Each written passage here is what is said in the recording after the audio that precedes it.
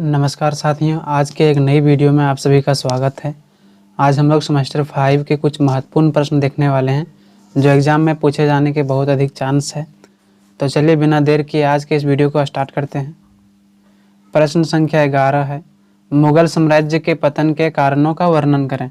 इससे पहले जो है हमने 10 प्रश्न बता दिया है। आपने अगर अभी तक नहीं देखा है तो डिस्क्रिप्शन में टेलीग्राम का लिंक दिया हुआ है, वहाँ पर जाके आप ज्वाइन कीजिए और वहाँ पर सभी वीडियो आपको मिल जाएगा। तो चलिए हम लोग आज के इस आंसर को देखते हैं बिल्कुल आसान से आसान शब्दों में कि मुग़ल साम्राज्य का पतन किस प्रकार से हुआ था। सबसे पहले आपको आंसर देना है मुग़ल साम्राज्य के पतन के कारण। मुग़ल साम्राज्य के पतन होने के कई कारण थे, जिनमें से प्रथम कारण था औरंगजेब के धार्मिक कट्टर नीति, यानी कि औरंगजेब के जो धार्मिक कट्टर नीति था उनको प्रथम कारण माना जाता है मुग़ल साम्राज्य के पतन में। दूसरा कारण माना जाता है कि औरंगजेब के बाद मुग़लों में जितने भी अधिकारी आए, जितने भी शासक बने, सभी अयोग्य थे, जिसके कारण भी इनका पतन हो गया। और मुग़ल साम्राज्य का पतन का जो तीसरा कारण माना जाता है वो है आर्थिक स्थिति का खराब होना। मुग़लों की आर्थिक स्थिति जो है औरंगजेब के शासनकाल तक आते आते खराब हो चुकी थी, और यही कारण माना जाता है तीसरा कारण कि उनकी आर्थिक स्थिति के कारण ही मुग़ल साम्राज्य का पतन हुआ। आर्थिक स्थिति उनकी इस प्रकार से खराब थी क्योंकि जो है शाहजहां ने अधिक से अधिक पैसों को इमारतों के निर्माण में खर्च कर दिया था, जिसके कारण शासन को चलाने के लिए साम्राज्य के पास पर्याप्त आय नहीं बचा था। ये सभी कारण था मुग़ल साम्राज्य के पतन होने का।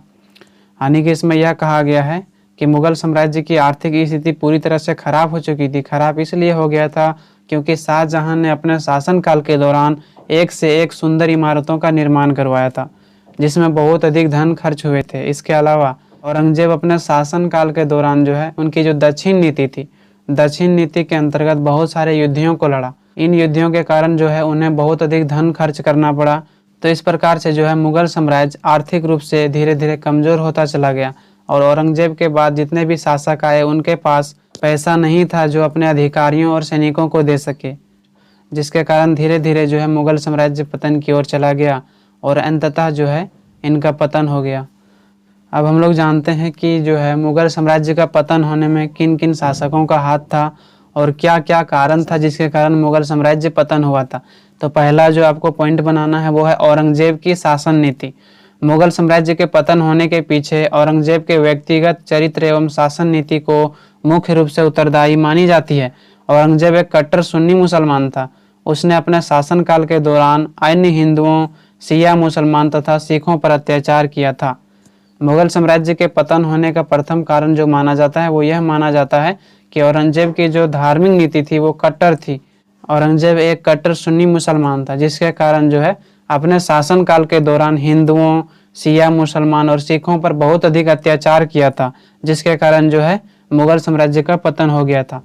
इन्होंने हिंदुओं के कई मंदिरों को तोड़वा दिया और उस स्थान पर मस्जिदों का निर्माण करवाया था तथा अन्य राजपूत राजा को बलपूर्वक मुसलमान बनाने का प्रयास किया। उसकी कट्टर धार्मिक नीति के कारण भारत की हिंदू जनता, विशेषकर जाट, राजपूत, मराठा औरंगजेब के विरुद्ध हो गया। औरंगजेब ने जो है राजपूतों को जबरन मुसलमान बनाने का प्रयास किया। इसके साथ ही इनकी जो धार्मिक कट्टर नीति थी उसके कारण से जो है इनके विरोधी कौन कौन हो गए, इनके विरोधी जो है हिंदू हो गए, जाट हो गया, राजपूत हो गया और मराठा हो गया। तो ये जो सभी थे इनके विरुद्ध खड़ा हो गया, और इन सभी लोगों ने मिलकर मुग़ल शासन व्यवस्था को समाप्त करने का प्रयास किया। अकबर ने हिंदुओं पर से जजिया कर को हटा दिया था, लेकिन औरंगजेब ने पुनः जजिया कर को लागू कर दिया ताकि अधिक से अधिक हिंदुओं को मुसलमान बनाया जा सके। औरंगजेब ने जो है जजिया कर को लागू कर दिया गया था, जबकि अगर हम अकबर की बात करें तो उन्होंने जजिया कर को हटा दिया था। जजिया कर क्या था? तो जजिया कर एक ऐसा टैक्स था जो गैर मुस्लिम को देना पड़ता था, यानी कि जो मुस्लिम नहीं होता था उन्हें जजिया कर देना पड़ता था। दूसरा जो पॉइंट बनाना है वो है अयोग्य उत्तराधिकारी का होना। औरंगजेब के बाद जो है मुग़ल वंश में जितने भी उत्तराधिकारी आए सभी अयोग्य था। पहले जो है जितने भी शासक थे, जैसे बाबर हो गया, हुमायूं हो गया, जहांगीर हो गया, है ना, अकबर हो गया और औरंगजेब हो गया, तो ये सभी जो शासक था वो बहुत ही शक्तिशाली शासक था, बहुत ही योग्य शासक था, दूरदर्शी इनका सोच था। लेकिन औरंगजेब के बाद जितने भी मुग़ल सम्राट आया उतने शक्तिशाली नहीं था, ना ही वह जो है दूरदृष्टि तक सोच सकता था। बल्कि वह सभी अयोग्य एवं दुर्बल बादशाह था। इनकी सोचने की शक्ति दूरदर्शी नहीं थी और न ही अकबर और बाबर की तरह शक्तिशाली था। इनके द्वारा सेना को नियंत्रण में रखने का भी अभाव था। यानी कि अकबर और बाबर के शासनकाल के दौरान जो है इनकी सैन्य व्यवस्था काफ़ी मजबूत थी। लेकिन अगर बात करें औरंगजेब के बाद जितने भी शासक बने मुगल साम्राज्य में, उनके पास सैन्य शक्ति बहुत कमज़ोर हो चुकी थी। दूसरी बात इसमें यह है कि इनकी दूरदर्शी सोच नहीं थी। यही कारण है कि अपने सैनिकों को जो है नियंत्रण में नहीं रख सकता था। तीसरा पॉइंट बनाना है आर्थिक कारण।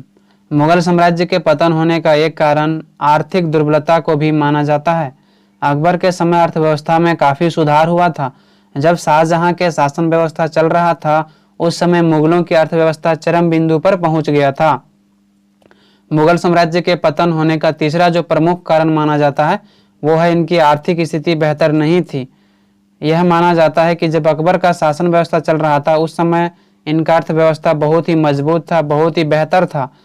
लेकिन जब शाहजहां का शासन व्यवस्था आया तो उस समय मुगलों की अर्थव्यवस्था चरम बिंदु पर पहुंच चुका था।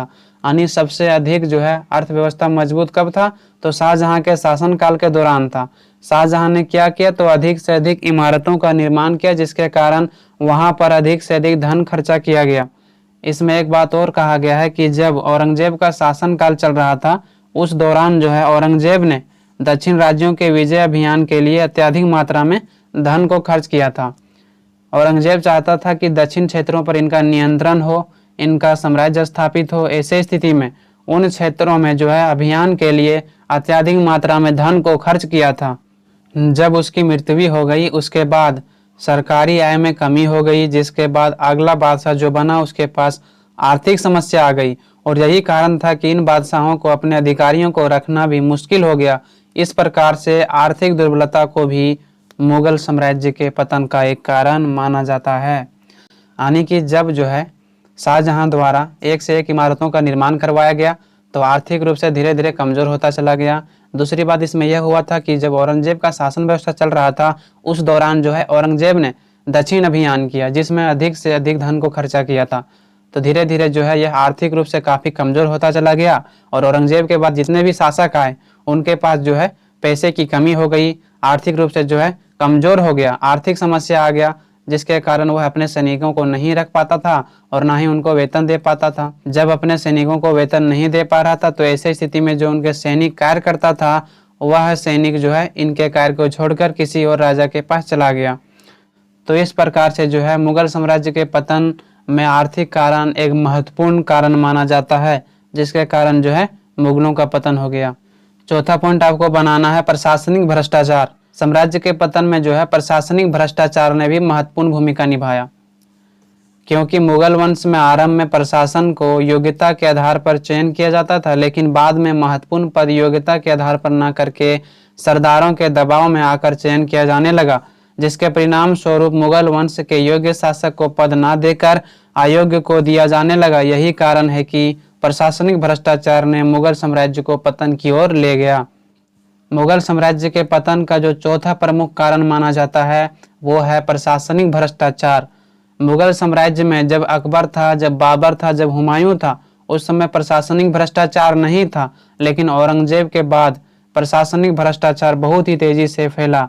यहाँ पर यह होता था कि जो योग्य शासक था उनको जो है पद नहीं दिया जाता था, उनको शासक नहीं नियुक्त किया जाता था, बल्कि जो योग्य शासक नहीं होता था उनको चयन कर लिया जाता था। सरदार जिसको चाहता था उन्हीं को जो है सम्राट बनाता था। तो ऐसे स्थिति में जो योग्य शासक था उनके स्थान पर अयोग्य शासकों को जो है यहाँ पर सम्राट बनाया गया। तो इस प्रकार से जो है प्रशासनिक भ्रष्टाचार के कारण मुगल साम्राज्य का पतन हो गया। प्रशासनिक भ्रष्टाचार मुगल साम्राज्य में एक ऐसा भ्रष्टाचार था जिन्होंने मुगल साम्राज्य को पतन की ओर ले गया। तो इस प्रकार से जो है मुगल साम्राज्य के पतन का जो चौथा प्रमुख कारण माना जाता है वो है प्रशासनिक भ्रष्टाचार। पांचवा पॉइंट बनाना है मनसबदारी प्रथा में बार बार परिवर्तन। मुगलों के साम्राज्य के पतन का एक कारण जो है उनकी मनसबदारी व्यवस्था माना जाता है, क्योंकि मनसबदारी व्यवस्था में औरंगजेब द्वारा बार बार परिवर्तन किया जा रहा था। मनसबदारी व्यवस्था की जो स्थापना किया था, जो लागू किया था, वो अकबर द्वारा किया गया था। मनसबदारी व्यवस्था एक ऐसा व्यवस्था था जिसके अंतर्गत जो है सैनिकों को रखा जाता था। अकबर जो है किसी भी मनसब को उनके योग्यता के अनुसार उनको सैनिक रखने की अनुमति देता था। इसमें जो है 10 सैनिकों से लेकर 5000 सैनिकों तक रखने का मनसब दिया जाता था। हालांकि राजकुमारों को जो है 12,000 तक का मनसब दिया जाता था। छठा है शक्तिशाली सूबेदारों द्वारा मुगलों के क्षेत्र पर अपना अधिकार प्राप्त कर लेना। मुगल साम्राज्य में जब कमजोर एवं अयोग्य बादशाह आया, तब पंजाब, हैदराबाद तथा अवध के सूबेदार ने अपने प्रदेशों को सम्राट से मुक्त कराने का प्रयास किया। जब इन्हें अवसर मिला तो ये सभी सूबेदार स्वतंत्र शासक बन गया, जिससे मुगल साम्राज्य शक्तिहीन हो गया। इसमें यह कहा गया है कि जब मुगल साम्राज्य कमजोर हो गया, जब अयोग्य बादशाह आया, तो ऐसे स्थिति में जितने भी शक्तिशाली सूबेदार था, जैसे पंजाब, जैसे हैदराबाद और अवध, इन सभी सूबेदारों ने जो है मौका मिलने पर स्वतंत्र राज्य की स्थापना कर ली। तो इस प्रकार से जो है मुगलों के पास जो सूबेदारों का अधिकार था वह अधिकार खत्म हो गया। अब सूबेदारों से सैनिक सहायता नहीं ले सकता था। तो इस प्रकार से जो है मुगल साम्राज्य की शक्ति हीन हो गई, मुगल साम्राज्य की शक्ति कम पड़ गई। अगर सूबेदार स्वतंत्र नहीं हुए होते तो इनकी जो है शक्ति कमजोर नहीं पड़ती, इनके पास जो है शक्तिशाली सेना होती। लेकिन जब मुगलों के सूबेदार स्वतंत्र हो गया, उन्होंने अपने स्वतंत्र राज्य की स्थापना कर ली, तो ऐसे स्थिति में मुगल साम्राज्य एक शक्तिहीन साम्राज्य बन गया, जिसके कारण मुगल साम्राज्य का पतन हो जाता है। 7वां पॉइंट है विदेशी आक्रमण। मुगल साम्राज्य पर 2 प्रमुख विदेशी आक्रमण अहमद शाह अब्दाली और नादिर शाह के द्वारा किया गया था। इन दोनों के द्वारा मुगल साम्राज्य से अधिक मात्रा में धन को लूटा था, जिसके कारण यूरोप के अन्य देशों को यह पता चला कि भारत में अत्यधिक मात्रा में धन है। धन के लालच में आकर बहुत सारे यूरोपीय भारत आए। यानी कि इसमें यह कहा गया है कि मुगल साम्राज्य के पतन में विदेशी आक्रमण एक प्रमुख कारण माना जाता है। मुगल साम्राज्य पर 2 प्रमुख आक्रमण हुए थे। एक हुआ था अहमद शाह अब्दाली और दूसरा था नादिर शाह, जो विदेशों से जो है आक्रमण किया गया था। इन दोनों के द्वारा जो है मुगल साम्राज्य पर आक्रमण कर दिया गया और यहाँ से अत्यधिक मात्रा में धन को लूटा था। धन लूट के जब वापस अपने साम्राज्य गया तो अन्य विदेशी राष्ट्रों ने यह देखा कि भारत में अत्यधिक मात्रा में धन है, तो धन के लालच में बहुत सारे यूरोपीय लोग भारत आए, जिसमें पुर्तगाली, डच, फ्रांसीसी और अंग्रेज ने यहाँ पर आकर व्यापार करने लगा। जब यूरोपीय लोग आए भारत में तो इन्होंने जो है पहले यहाँ पर व्यापार किया। जब अंग्रेजों ने व्यापार किया तो उन्हें काफ़ी लाभ हुआ, जिसके कारण ही भारत में अपनी सत्ता को स्थापित करना चाहा और ब्रिटिश ईस्ट इंडिया कंपनी को स्थापित किया, जिसने मुगलों के साम्राज्य को पतन की ओर ले गया। जब भारत में व्यापार किया तो इन यूरोपियों को जो है बहुत अधिक मुनाफा हुआ, तो इन लोगों ने सोचा कि भारत में क्यों ना अपनी सत्ता को स्थापित किया जाए, जिससे व्यापार करना आसान हो जाएगा। इसलिए जो है यूरोपियों के बीच संघर्ष चला, जिसमें अंततः जो है अंग्रेजों को सफलता मिली। तो इस प्रकार से ब्रिटिश ईस्ट इंडिया कंपनी ने भारत में अपनी सत्ता को स्थापित किया, जिसने मुगल साम्राज्य को जो है पतन की ओर ले चला गया। मुगलों का पतन होना ईस्ट इंडिया कंपनी के स्थापित होने के बाद शुरू हो गया। मुगल साम्राज्य का पतन कब प्रारंभ हुआ? तो जब अंग्रेजों द्वारा भारत में अपनी सत्ता स्थापित करने का प्रयास किया जाने लगा, उसी दौरान जो है मुगलों का शासन व्यवस्था पतन की ओर चला गया। 1757 ईस्वी में अंग्रेजों द्वारा प्लासी का युद्ध किया गया, जिसमें अंग्रेजों की जीत हुई। लेकिन इस युद्ध के बाद मुगल साम्राज्य का बागडोर अंग्रेजों के पास चला गया। इस प्रकार से मुगल वंश के पतन का अहम भूमिका अंग्रेजों ने निभाया। अंग्रेजों ने भारत में अपनी सत्ता को स्थापित करने के लिए प्रथम युद्ध जो लड़ा था वो था 1757 में प्लासी का युद्ध।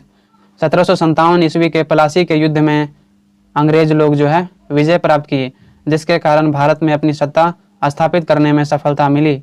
अंग्रेजों ने जो है मुगल साम्राज्य को धीरे धीरे पतन की ओर ले चला गया। इस प्रकार से मुगल साम्राज्य के पतन में ब्रिटिश ईस्ट इंडिया कंपनी की बहुत बड़ी हाथ मानी जाती है। तो इस प्रकार से यहाँ पर समाप्त होता है। आई होप आप सभी को समझ में आया होगा। आपको अगर इस वीडियो से थोड़ी भी सहायता मिली हो तो कृपया करके लाइक और सब्सक्राइब करना ना भूलें।